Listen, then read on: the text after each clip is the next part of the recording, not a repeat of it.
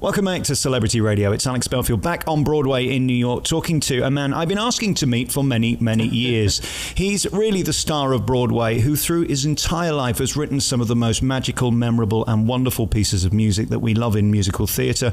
Currently with Wicked and Working and many other shows around the world. Stephen Schwartz, how are you? I'm great. Really great to talk to you, Alex. Thanks for this. What is it like being you? I wonder as we sit here in your New York apartment to think that just a couple of blocks that way, several thousand people every night and twice on a Wednesday and Saturday enjoy your work as they do around the world on tour, and it's from your head, your creation. It's a good feeling. You know, I've hung around a long time now. I think there was this actress, American actress whom your audience may not have heard of because it was a long time ago, named Helen Hayes, and people asked her about, you know, her success when she was quite old, and she said, you just have to hang around long enough. And I do feel that that's been a bit of the case for me, you know, and now I've finally gotten to the point where I hear from different people about a show or a song that has been meaningful to them or helpful to them, whether it's something from Wicked, or the other night I went to the theater and for some reason it seemed to be Children of Eden night in the theater. 3 or 4 people came up and talked to me about Children of Eden. And since, you know, in the end what we are doing as writers is an attempt at communication, when you get evidence that you've communicated with someone, then that's obviously a gratifying feeling. It's interesting you mentioned Children of Eden. I think that was the first show I ever saw in Whatever Time We Have, is a song that I think is probably, if not your best song ever, it's certainly one of them. It's a beautiful song, and that show, like Wicked, has such heart. Again, is picking your favourite show like asking what your favourite kid is? It's an impossible question. It is. I mean, the truth is I have a soft spot for Children of Eden for many reasons. I do think it's my best score personally, and I think that it's my most personal show in terms of what it's about and its themes. So I do have, as I say, have a soft spot for that. But of course, you know, particularly in the later stages of my career, I wouldn't be doing something if I didn't care about it. How hard is it when you've written a piece of gold and somebody takes it and turns it into something that you didn't necessarily want it to be, and it doesn't become the hit that it deserves to be? That must be as frustrating as the glory of something like Wicked, which is flying around the world. First of all, you know, theater is a collaborative medium. And so that's just part of it. Sometimes the collaborations gel and sometimes they don't. In spite of everybody's best efforts. I mean, nobody gets together in a collaboration and says, let's do a show that doesn't work.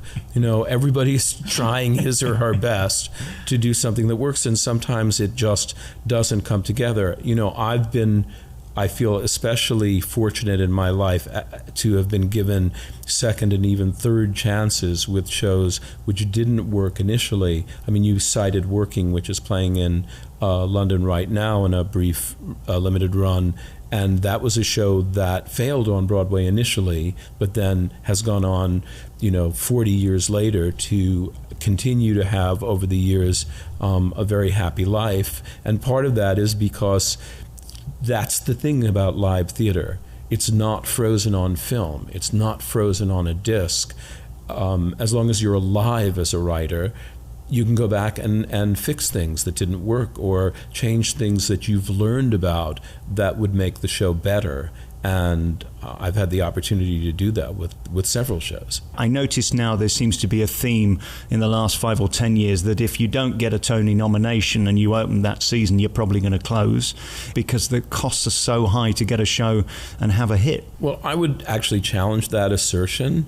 And I would, although these are not brand new shows, I would simply mention Mamma Mia and Beauty and the Beast as 2 shows which did very nicely, thank you very much, without a Tony nomination, or in the case of Beauty and the Beast, I think won for costumes.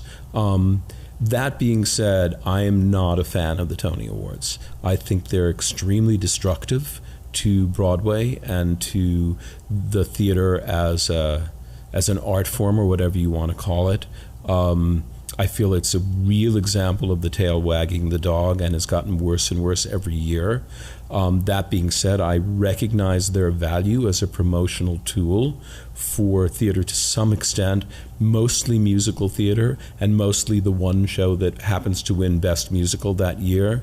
But I think the emphasis on them is a disaster, and that you have some good shows that fall by the wayside, and some not very good shows that benefit for a little while, at least, from Tony nominations. But in the end, if you look at what shows run and what shows don't, they seem to, if they can get through the early period, they seem to transcend the Tony period. I mean, I saw Waitress last night because I wanted to see Sarah Bareilles in it, who was astoundingly great, actually, and a much, much better actress than I anticipated, since I already knew she was a great singer, but I didn't realize what a great actress she was going to be. But the point being that I guess that show got some Tony nominations, but to my knowledge it didn't win very much.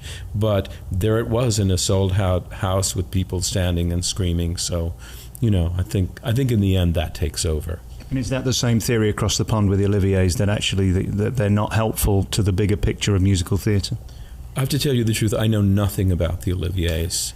I mean, every now and then something comes over here and it will say Olivier Award winner, but I have no idea how they're given out, who gives them out, who makes those decisions.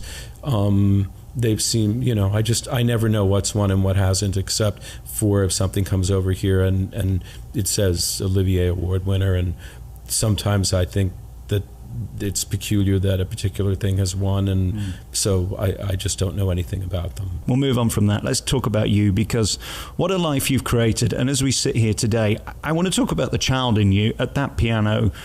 Were you always sort of musical? Did you always have these tunes coming in your head? Or at what point did you realize you'd got a gift? No, I was always a musical kid. Music, as you know, is genetically inherited, or the music gene, which is why there are so many musical prodigies. It's just a skill or whatever, an inherited skill that presents pretty early. And that happened in my case. Neither of my parents are in any way musicians, but I think, you know, their parents or grandparents or whatever came from somewhere. But I was told as a, you know, just as a kid in my crib or whatever, that I used to like to hear music, and I guess there was an opera recording my parents have told me that I liked, where it was a soprano singing selections, and I used to call it the High Lady. Apparently, and so I like to hear that. And then my parents were theater goers, and I grew up fairly proximate to New York City in the suburbs, and so my parents took me to musical theater from the point when I was pretty young, and I was smitten by it right away, and so knew maybe from age 7 or 8 that my ambition was to write for musical theater. And for anybody listening to this who wants to be you, how do you then turn that into a career? Because we might all be geniuses in our bedroom, but then ending up with a product like Children of Eden or Pippin or Wicked, of course. How do you get there? Is it just slogging away? How did you get your first break? I think it is slogging away, frankly. I think you have to do writing. You can't just be a writer. You actually have to write something. And I think though one has quite an inflated opinion of one's own work early on, you have to not get discouraged when you find out it really wasn't as good as you thought it was, and keep plugging away at it. I went to a drama school, and at that school I had the opportunity to write or co-write an original musical the 4 years I was at the school. And the act of writing an original musical from scratch, even though none of them were very good, though one of them ultimately evolved into Pippin, but all of them were pretty terrible at school. Nevertheless, I learned a lot about it. We have a composer, lyricist team right now who are having an enormous success on Broadway with a show called Dear Evan Hansen, Benj Pasek and Justin Paul, who are friends of mine, and I first met them when they were at University of Michigan because they were writing shows there and got in touch with me and said, would you listen to what we've done and give us your opinion, etc. The point being that they just started early and kept plugging away, and they had talent, but more than talent, or in addition to talent, I should say, they had perseverance. I think Wicked is the perfect musical for many reasons, and we won't waste time going into that, but musically it is delicious. Visually it's spectacular, and then the stars that you've created from it delivered the show that makes your work shine. Is it the perfect musical from your perspective? If you could change this note here or that song there, one of the things that fascinates me about artists is they're never quite done. They always want to keep tweaking, and it's knowing when to stop, isn't it? That's absolutely true. Knowing when to stop is important. I feel that Wicked is finished, that the show is the show, but I will say that the show was a big hit in New York for about a year and a half before we did the London production, and because the entire creative team was assembled again for the London production, we changed quite a good deal of things for the London production that we had not been satisfied with, and then when they seemed to work better, we backfitted them into the Broadway production and the tours that were out. But I think with that, the show is finished. I don't think it's perfect, and there are scenes that I sit, when I attend it, and I hear the audience get a little restless here and there, or there are a couple of coughs come in the place they always come, or there are a couple of, I'm certainly not going to say what those are, and there are scenes where I look at and they're problematic. Some nights, if everything fires exactly right, the scenes will work, but there are some nights where the scene just doesn't quite work, and that's probably because it's not a fully bulletproof scene. So I don't think it's a perfect musical, but I think it's as good as this team is going to be able to get this particular material.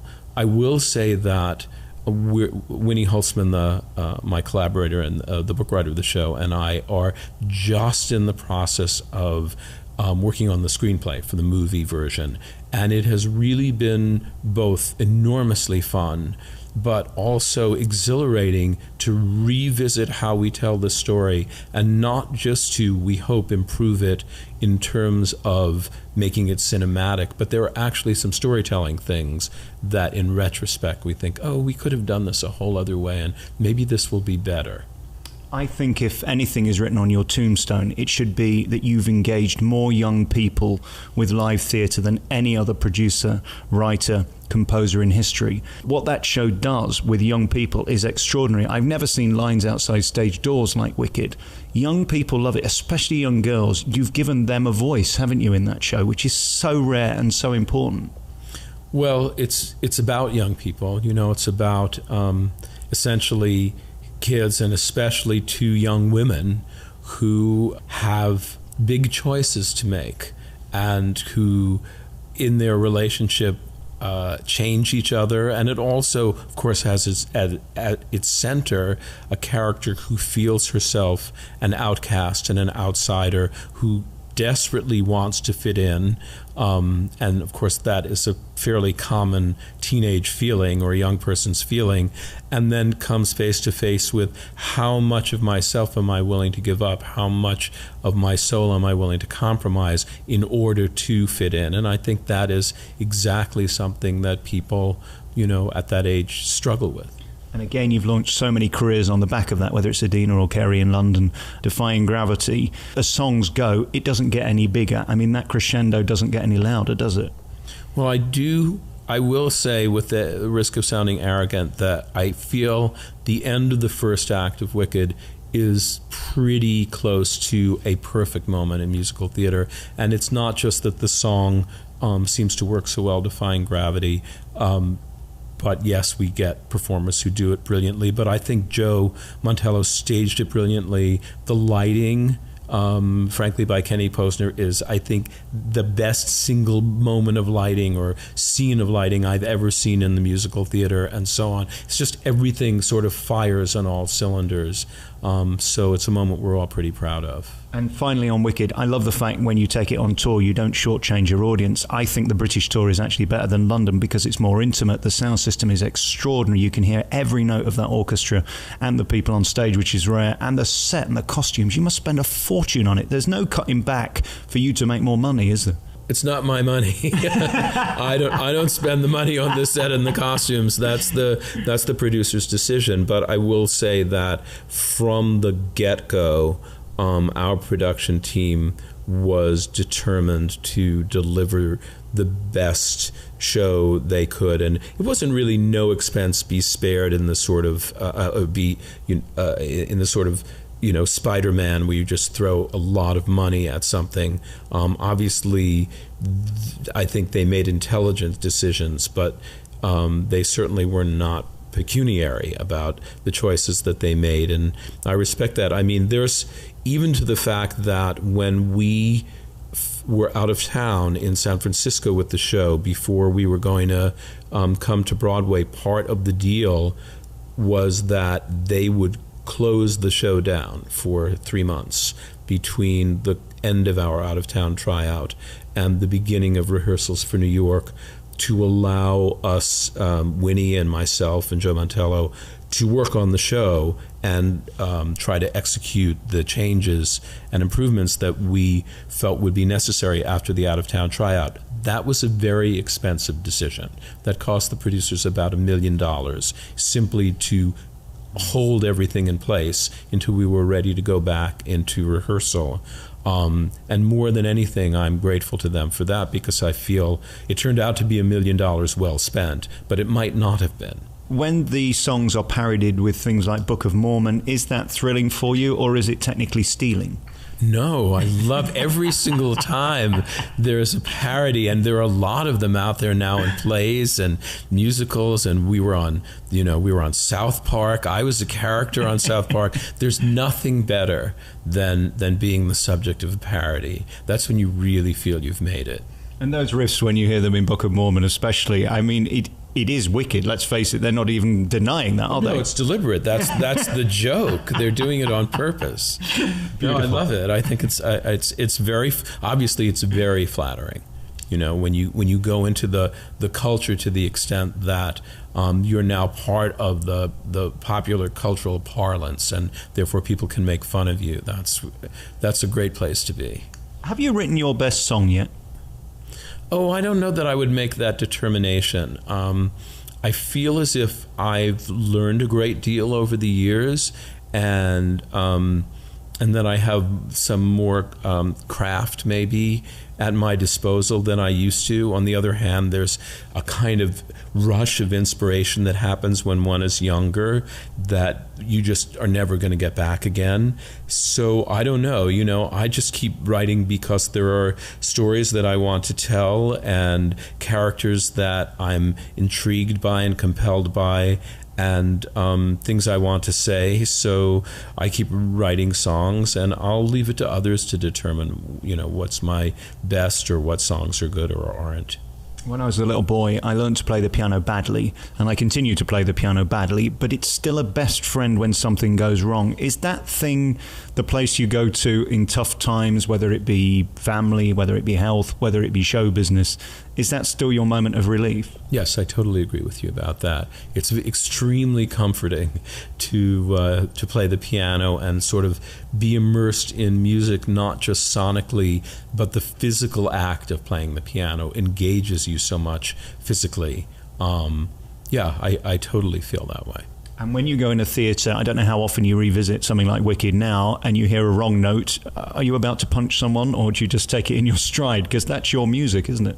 Well, it's pretty unusual, given the level of professionalism in the UK or on Broadway, to hear a wrong note. That being said, the rule of entropy always applies to live theater. That's the bad part about live theater. The good part is you can always change it. The bad part is it's always in some way deteriorating, and therefore you have to continually, you and your team have to continually try and get it back by taking notes, by having rehearsals, by brushing things up, by bringing the sound team in and listening to things again. The maintenance is a significant amount of effort, but that comes with the territory. So, I mean, every single time I go to the show, and I try to go every time there's a new cast, I inevitably wind up with a lot of notes that I then pass along to stage management or to the crew, and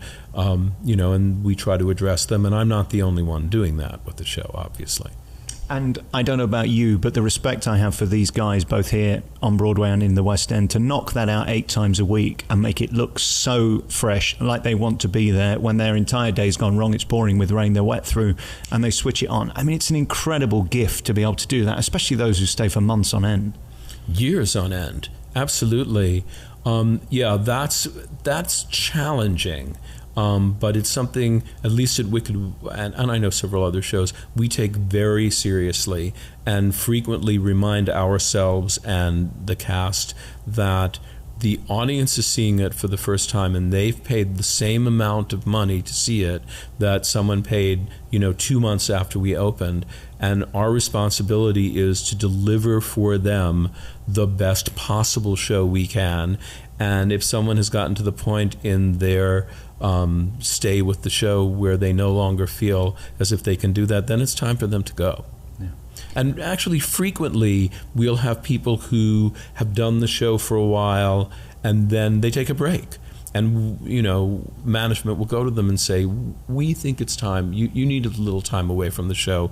Let's revisit this 6 months from now, a year from now, and maybe come back afresh, but time to take a little break here. I hope you know how much joy you brought to so many people. That soundtrack must be on so many iPods that little girls across the world listen to day in and day out. And to bring that joy through that show and your many others, we can't pick as entertainers what the public like. They will decide. And certainly with something like Wicked, that joy that it just gives, and you see it at the stage door, the fun you've brought into people's lives, the consolation as well that their lives might not be perfect, but they can relate to somebody else who's equally struggling. I mean, for example, she's green, I'm ginger. It's the same sort of thing, really. You're an outcast, aren't you? Do you know what I mean?